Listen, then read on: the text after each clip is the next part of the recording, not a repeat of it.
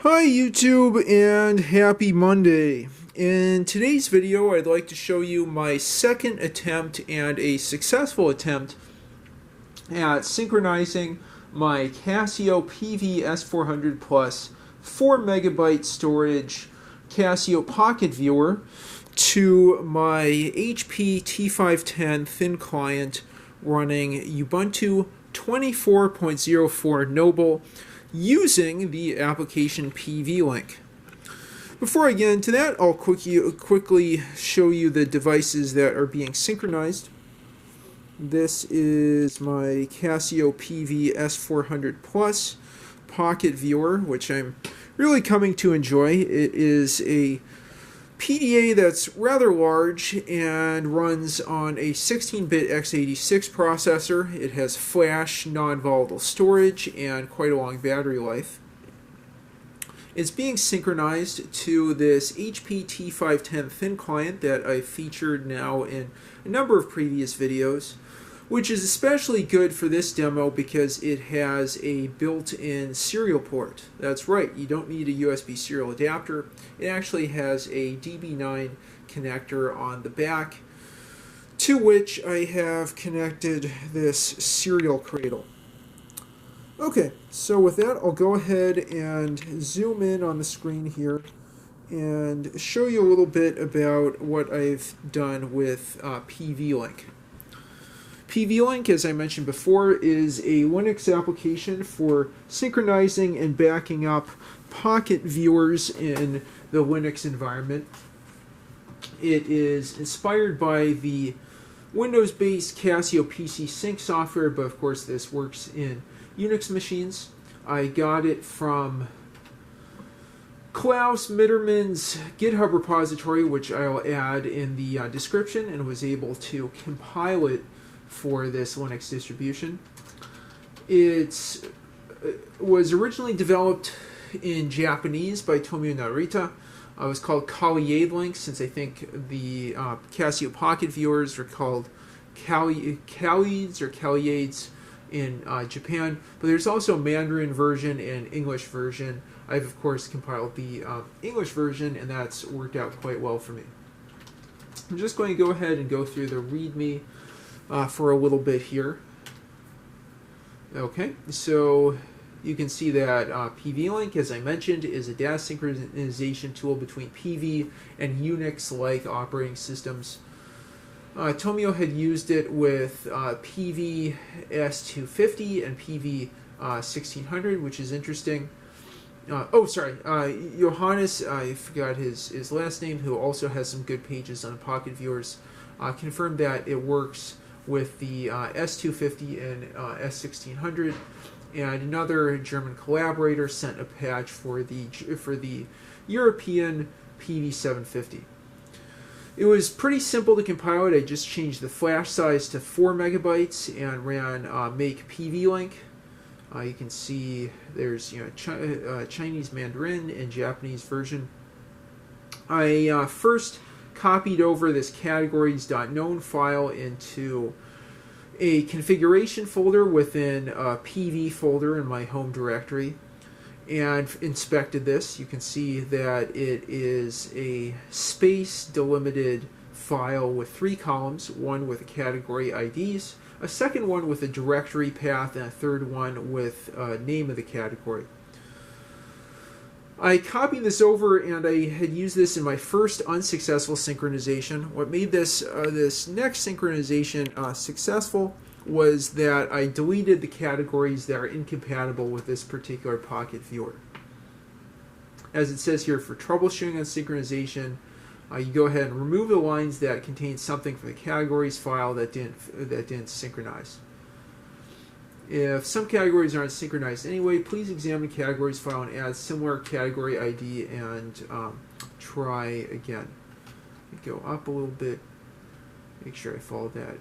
Yeah, so I have to see about add-ins and sheets. I was not able to synchronize those with pvlink, but I have been able to install add-ins using pvm.exe and the Casio PC Sync software running under Windows emulation through Wine. That's worked quite well, if slowly.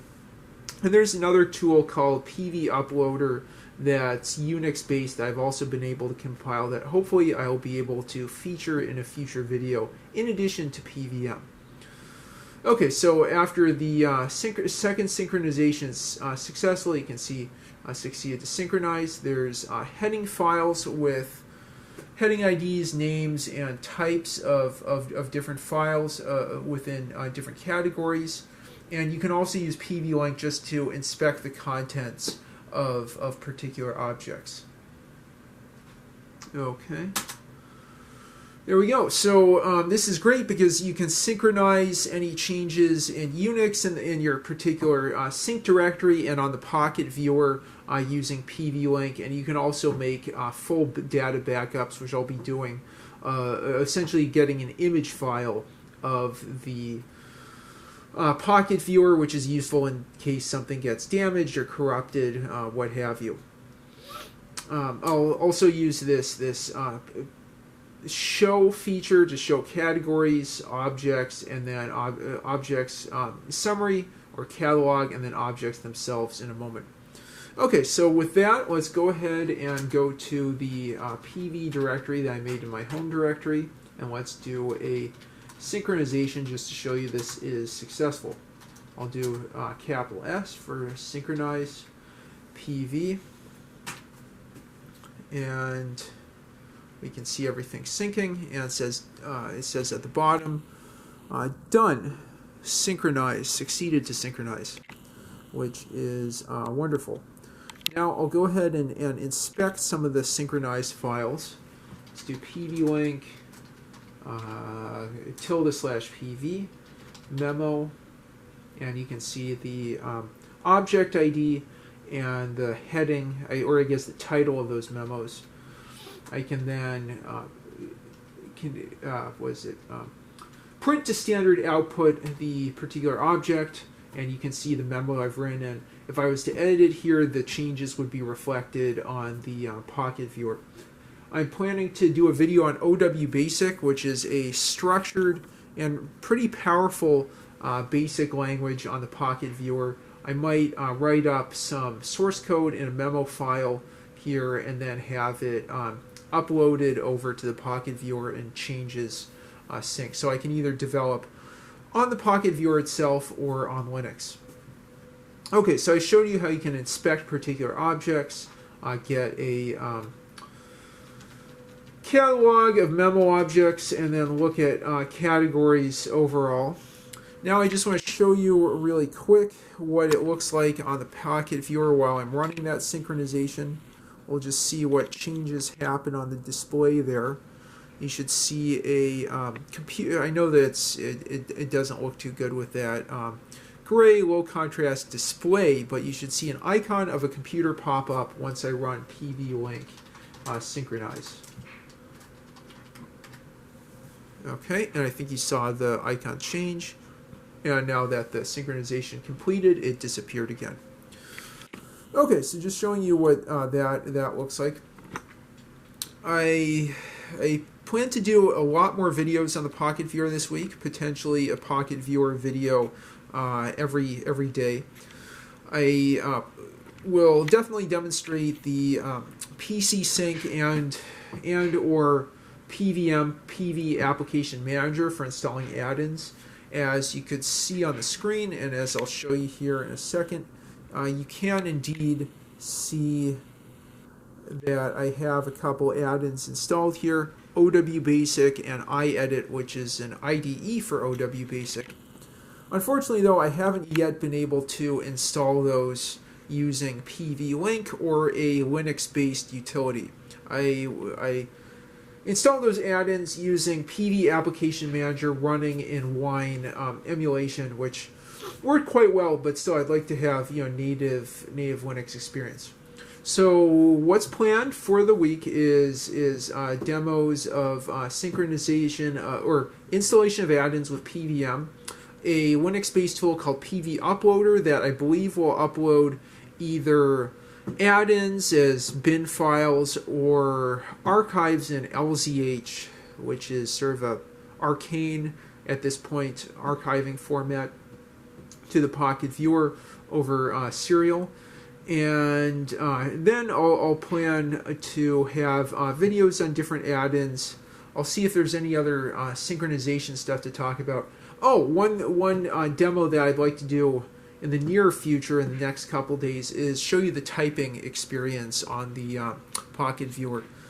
I should have a palm for comparison. It's interesting that the LCD on the Pocket Viewer is the same resolution as the older monochrome palms. It's 160 by 160, but the screen's physically a lot larger. I was really impressed and surprised by how easy it was to touch type without handwriting recognition on the soft keyboard.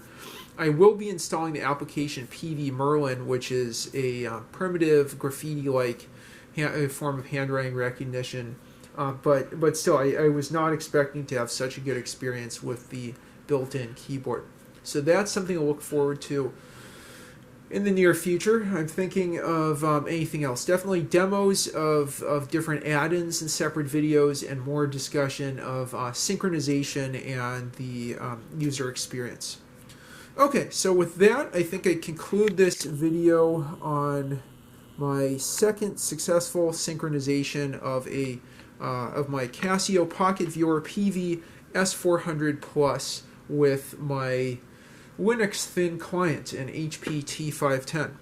I hope this was enjoyable, informative, and entertaining. If you have any suggestions, questions, or any suggestions, thoughts, suggestions, or questions, leave them in the comments down below. If you like what you see, please like and subscribe as always. And thanks for watching. Hope you had a great weekend. Happy President's Day, and have a great one.